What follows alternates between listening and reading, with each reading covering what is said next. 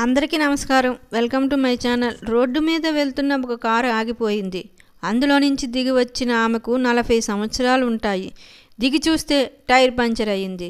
కానీ తనకు వేయడం రాదు. రోడ్డు పక్కన కారు దగ్గర నిలబడి సహాయం కోసం చూస్తోంది. ఒక్కరూ ఆగటం లేదు. సమయం చూస్తే సాయంత్రం 6 దాటుతోంది. నెమ్మదిగా చీకట్లు కమ్ముకుంటున్నాయి. మనసులో ఆందోళన. తోడు ఎవ్వరూ లేరు. చీకటి పడతాయి. ఎలా? దగ్గరలో ఇల్లు లేవు. సెల్ ఫోన్కి సిగ్నల్స్ లేక పనిచేయటం లేదు. ఎవరూ ఆమెను చూసి ఆపటం లేదు. అప్పటికే దాదాపు గంట గడిచింది. ఎలారా దేవుడా అనుకుంటూ భయపడుతుంది. చలి కూడా పెరుగుతుంది. అటుగా వెళ్తున్న ఒక బైక్ ముందుకు వెళ్ళి పక్కకు తిప్పి వెనక్కు వచ్చింది. ఆ వ్యక్తి బైక్ స్టాండ్ వేసి ఆమె దగ్గరికి వస్తుంటే ఆమె సహజంగానే భయపడింది. ఎవరతను? ఎందుకు వస్తున్నాడు? ఏం చేస్తాడో అని తనలో ఆందోళన. అతను ఆమె దగ్గరికి నవ్వుతూ వచ్చాడు. టైర్లో గాలి లేదని చూశాడు. ఆమె బెదిరిపోతుందని గ్రహించాడు. భయపడకండి, నేను మీకు హెల్ప్ చేయడానికే వచ్చాను. బాగా చలిగా ఉంది కదా, మీరు కారులో కూర్చోండి, నేను స్టెఫ్నీ మారుస్తాను అన్నాడు. కానీ ఆమె భయపడుతూనే ఉంది. ఆమె భయాన్ని అర్థం చేసుకొని, నా పేరు కృష్ణ, ఇక్కడ దగ్గరలో మెకానిక్ షాప్లో పనిచేస్తాను అన్నాడు.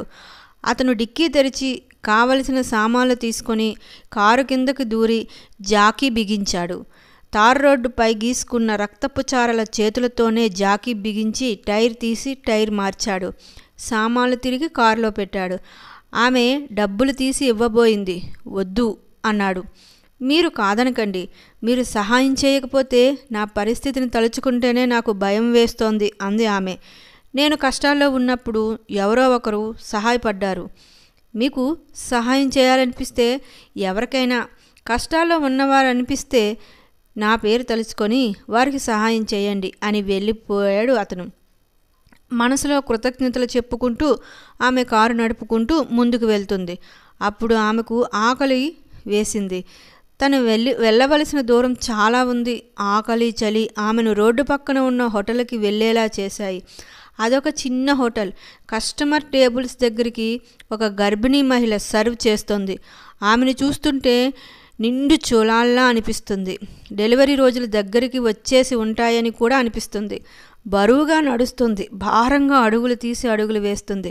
అన్ని టేబుల్స్ దగ్గరికి వెళ్ళి కావలసిన ఆర్డర్లు తీసుకొని తిరిగి సర్వ్ చేయటం, బిల్లు తీసుకొని చిల్లర ఇవ్వటం అన్నీ తనే చేస్తుంది. కానీ ఆమె ముఖంలో ప్రశాంతమైన చిరునవ్వు. ఆమె తన టేబుల్ దగ్గరికి వచ్చింది. చిరునవ్వుతో ఏం కావాలండి అని అడిగింది.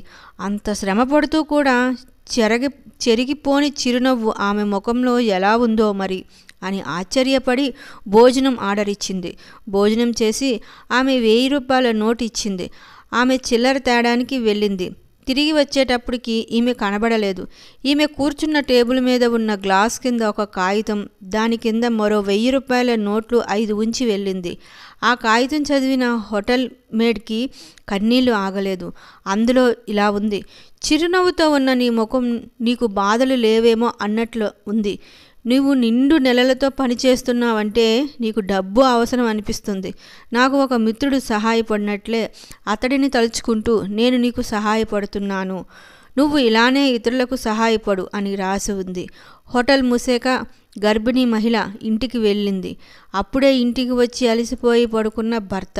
గీసుకుపోయిన చేతులు రక్తపు చారలతో ఉన్నాయి. అతనే కృష్ణ.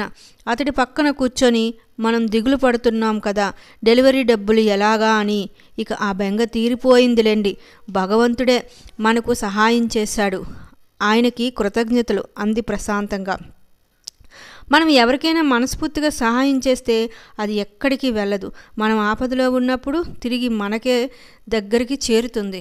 మనం ఇతరులకు చేసిన చెడు కూడా అంతే, 1కి 10 మనల్ని వెతుక్కుంటూ వస్తుంది. అందుకే మనం ఎల్లప్పుడూ మంచే చేద్దాం. మీ పిల్లలకు ఇలాంటి మంచి విషయాలు బోధించండి. సమాజం బాగు కోసం చేయూతనివ్వండి. నచ్చినట్లయితే మీకు ఈ కథ సబ్స్క్రైబ్ చేసుకోండి. విన్న ప్రతి ఒక్కరికి ధన్యవాదాలు.